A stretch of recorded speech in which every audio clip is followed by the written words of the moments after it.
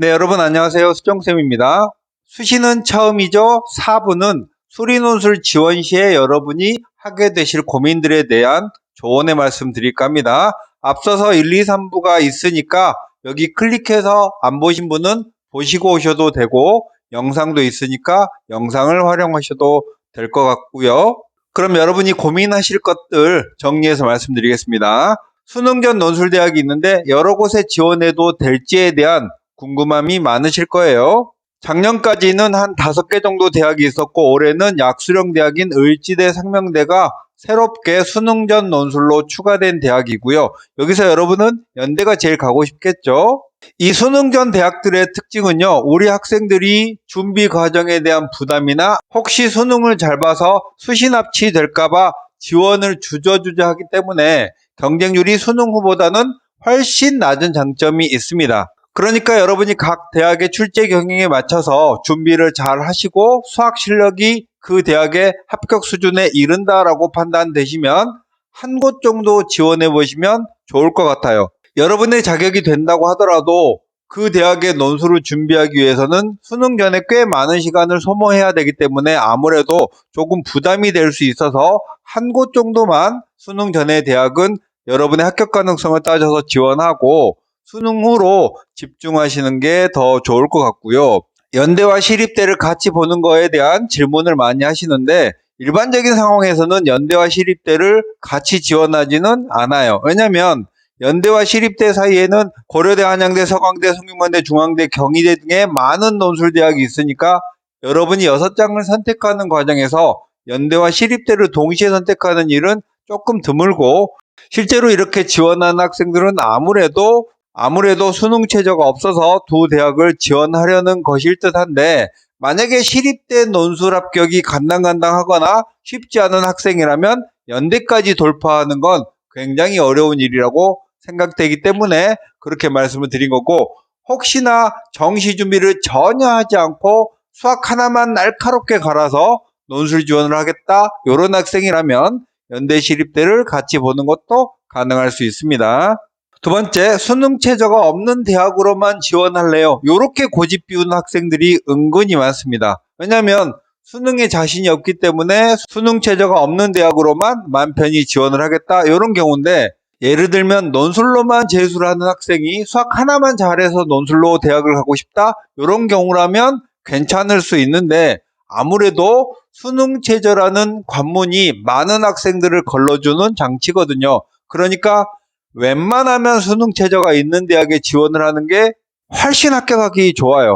여기에 수능 최저가 없는 대학이 연대, 한양대, 상명대, 경기대, 서경대, 단국대, 아주대, 가톨릭대, 서울시립대, 서울과기대, 인하대 등이 주요한 대학인데 이 대학에 합격했던 학생들을 제가 반추해보면 다른 아무것도 필요 없고 수학 하나로만 대학을 가기 때문에 수학 실력 하나는 그 대학을 훨씬 넘어설 정도로 완전 탄탄한 학생들이 합격을 했어요. 예를 들면 건국대 같은 경우에는 이하보의 수능 최저 조건을 가지고 있잖아요. 수학은 어차피 잘해야 되는 과목이니까 수능 수학 하나 보고 그리고 탐구 한 과목 정도 준비를 해서 이하보를 맞춰서 건대를 지원하는 게 좋지 수능 최저가 없는 대학을 지원하는 게 훨씬 합격 확률이 더 낮다고 생각을 하고 실제로 제가 합격시킨 학생들의 사례를 봐도 그랬습니다. 가급적 두 과목만 딱 해서 수능 최저를 맞추는 게 더 합격 확률이 높다라는 거고 세 번째, 우리 아이에게 맞는 논술대학이 있을까요? 고3을 처음 맞아본 학부모님이라면 우리 아이에게 딱 맞는 유리한 대학을 찾아주고 싶다? 한간에 떠도는 소문도 대학마다 출제 경향이 다르다던데 이런 느낌을 가지고 전화 문의하시는 분들이 많습니다. 제가 앞서서 말씀드린 출제 범위 확인하시고 우리 아이가 수학원, 수학2, 미적분, 확통, 기하 중에 어떤 과목이 준비가 됐는지 어떤 과목이 약한지 이런 것들 따져서 대학의 출제 경향이나 출제 범위에 맞춰서 그리고 그 대학의 수준에 맞춰서 지원을 하면 충분합니다. 모든 대학이 각자의 출제 경향을 가지고 있다고 하더라도 논술고사는 실제로 어디서 출제될지 모르는 불확실성이 너무 크고 우리 학생이 세세하게 수학의 어떤 단원에서 더 잘하고 못하는지를 확인할 수 없는 점까지 들어서 우리 아이에게 딱 맞는 대학을 찾는다는 건 그 자체로 이미 불가능한 일이에요. 그러니까 일반적인 조건으로 대학을 선택하시면 충분하다라는 뜻이고, 대학을 고를 때는요, 예를 들면 서울대랑 지방의 어느 대학의 입결 차이나 선호도 차이는 너무도 깔끔하고 명쾌하죠. 근데 어떤 학생이 이렇게 실제로 물어보더라고요. 건국대와 경희대 수원 중에 어디가 좋아요? 이렇게 물어보면 실제로 두 대학의 입결은 그렇게 차이가 나진 않습니다. 그리고 이런 질문을 여러분이 여러분 옆에 있는 분에게 드렸을 때 그분이 모르면 어차피 우열은 없는 거예요. 이런 경우라면 그냥 통학거리나 이런 것들을 따져서 대학을 선택하면 좋겠고, 학과도 컴공이 좋아요, 소프트웨어가 좋아요 이렇게 물어보는 분들이 많은데 그건 여러분의 기호에 관련된 거니까 나는 컴공을 해보고 싶어, 소프트웨어를 해보고 싶어, 그 대학의 홈페이지에 방문해서 커리큘럼이 뭔지, 앞으로 전망은 뭔지를 따져보고 간단 명료하게 선택을 하면 됩니다. 정리하면 여러분이 모르고 주변에서 모르는 대학의 선호도는 가릴 필요가 없다고, 학과는 여러분의 기호사항이다라는 거고요.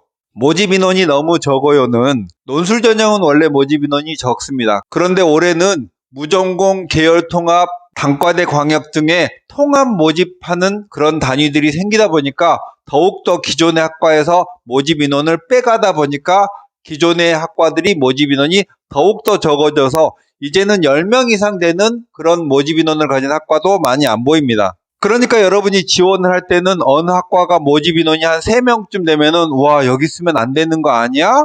무섭다, 이렇게 생각을 하실 수 있는데, 예를 들면 서울과기대는 극단적으로 통합 선발하는 모집 단위에서 다 뽑고 각 학과는 한 명씩만 선발하거든요. 근데 그 한 명을 뽑는 학과에 지원을 할 때 정시로 서울과기대의 그 학과를 갈 수 있는 학생은 절대 지원하지 않습니다. 수시의 모든 학과는 그 학과를 정시로 못 가는 학생들이 모여서 지원을 하기 때문에 가장 근접하면서 약간 아쉬운 학생이 합격을 하는 것이지, 정시로 서울과기대를 넘어설 정도의 학생이 지원하지는 않는다는 거예요. 대신 수학 하나만 잘해야 되기 때문에 이제는 전보다는 조금 더 수학을 잘하는 학생이 합격할 가능성이 높아졌다는 거고, 제 얘기의 결론은 너무 쫄지 말고 지원하라는 거예요. 모집 인원과 상관없이 합격할 학생은 다 합격하는 게 논술 전형입니다. 예시를 하나만 더 들어드리자면 성균관대의 자연계열에 공학계열은 53명을 뽑고 건설환경공학부는 25명을 뽑아요. 25명밖에 안 뽑으니까 여기에 많이 뽑으니까 공학계열에 지원하자, 이게 보통 수험생의 심리인데, 그러다 보니까 공학계열의 지원자가 실제로는 훨씬 더 많고 경쟁률도 공학계열이 더 높습니다. 실제로 정시의 입시 결과를 보면 공학계열이 더 높거든요. 그러다 보니 공학계열에 더 많은 학생들이 몰리고 논술의 합격 점수도 공학계열이 꽤 높아요. 여러분은 지원할 때 뭘 본다? 모집 인원을 보는 게 아니라 그 학과의 정시 입결을 보고 내가 성균관대에 아무 학과라도 걸쳐서 성균관대에 진학을 하고 싶다라고 하면 당연히 모집 인원을 보고 선택하는 게 아니라 입결이 낮은 학과를 선택해야 합격 가능성이 높다라는 거예요. 그리고 꼭 마음에 드는 학과가 없어서 대학 위주로 선택할 때는 입결이 낮은 학과를 선택하는 게 합격 가능성은 높습니다. 예를 들면 나는 컴공이나 소프트웨어, 반도체에 가겠다 이렇게 주장하고 그 학과만 고른 학생이라면 대학의 눈을 낮출 필요가 있고요. 거의 대부분 수시의 입시 결과는 정시를 따라가기 때문에 여러분이 어떤 대학을 결정하고 학과를 결정하는 순간이 오면 그 대학의 정시 입시 결과를 보고 낮은 학과를 선택할수록 합격 가능성은 높아지고, 자신 있다면 컴공이나 소프트웨어를 선택해도 괜찮습니다. 정시에서 학과별 입결 순위는 대학마다 조금씩 다르고요. 눈치 작전 끝에 비인기 학과가 약간 역전을 하는 경우도 있지만 대체로 자연계열은 이렇습니다. 가장 선호하는 게 소프트웨어, 컴공, 반도체, 스마트 모빌리티 등의 첨단 학과고요. 두 번째 미래자동차공학, 전자공학, AI, 인공지능 이런 학과군이고, 세 번째가 용합전자공학부, 에너지공학 등의 학과들, 네 번째가 전통의 강자인 기계공학이나 신소재공학, 다섯 번째가 생명공학, 전기공학, 화공생명공학, 화학공학 등의 원래 공대에서 강한 학과들이었죠. 그리고 여섯 번째가 자연과학 계열입니다. 그리고 간호학과는 상위권 대학에서는 입결이 낮고 중하위권 대학에서는 입결이 상당히 높은 편이고요. 건축학과나 건축공학은 요즘엔 입결이 낮아요. 근데 예외적으로 홍대건축은 홍대에서 가장 입결이 높은 모집 단위입니다. 그리고 자원환경공학, 건설환경공학, 건축사회환경공학 등이 입결이 낮은 그런 비인기학과고요. 조경학, 산림조경학, 도시사회학 이런 학과들, 옛날스러운 이런 이름을 가진 그런 학과들이 가장 최하위 학과니까 합격 가능성을 높이고자 한다면 아래로 내려올수록 합격 가능성은 높아집니다. 요즘에는 대학들이 학생들이 중도에 탈락하는 것들 때문에 고민이 많아요. 그래서 대학에 진학하고 나면 여러 가지 전공을 바꿀 기회들을 많이 주니까 저라면 학과를 고집하는 것보다는 대학 위주로 고르는 게 좀 낫지 않냐 하는 생각을 해봅니다. 그 다음 무전공 학과의 입결이 궁금합니다. 요즘에 대학들이 무전공, 계열 통합, 그리고 단과대 광역 등의 통합으로 선발하고 1학년 때 전공 탐색을 했다가 2학년 이후에 세부 전공을 선택하는 그런 대학들이 많아졌습니다. 그렇게 통합으로 많이 뽑는 무전공 학과들은 첫 해라 입결 자료가 없어서 제 추측을 말씀드리자면 무전공으로 입학했다가 세부 전공을 선택할 때 그 선택하는 세부 전공 중에 가장 높은 그런 인기 있는 모집 단위보다는 입결이 조금 낮을 걸로 예상됩니다. 그렇다면 결국은 무전공학과는 모집 인원이 많다고 덜컥 지원하면 안 되는 인기학과라는 거죠. 논술 합격 점수가 꽤 높을 거예요. 다음은 저초상향하면 정말 안 돼요. 이 부분이 정말 중요한데요. 여러분이 수시 지원을 할 때는 정시와 함께 맞물려서 생각을 해봐야 됩니다. 보너스로 주어진 카드가 아니에요. 수시 6장의 기회를 다 날려버리게 된다면 정시로 대학을 가야 되는데 우리 학생들이나 어머님하고 상담을 하는 과정에서 보면 어떤 대학과 학과를 추천드리면 그 학과 그 대학 갈 바에는 재수시킬래요? 라고 말씀하시는 분들이 많은데 재수한다고 무조건 성공하는 건 아니거든요. 그래서 여러분의 현재 정시 실력과 어느 정도 대학을 갈 수 있는지를 면밀히 따져본 후에 수시는 그것보다 조금 상향해서 지원하는 게 가장 합리적인데 저희 학원의 상담으로는 많은 분들이 정말 자신의 정시나 모의고사 실력은 턱없이 낮은데 수시만 높이 지원하겠다라는 학생들을 볼 때는 어떻게 그들을 설득해야 될지 막막한 경우가 정말 많아요. 그리고 나면 겨울에 다시 학원에 연락이 옵니다. 재수하겠다고. 예를 들면 어떤 학생의 모의고사 성적이 아래처럼 형성이 되어 있습니다. 국어 3, 수학 3, 영어 3, 생명 4, 지학 4.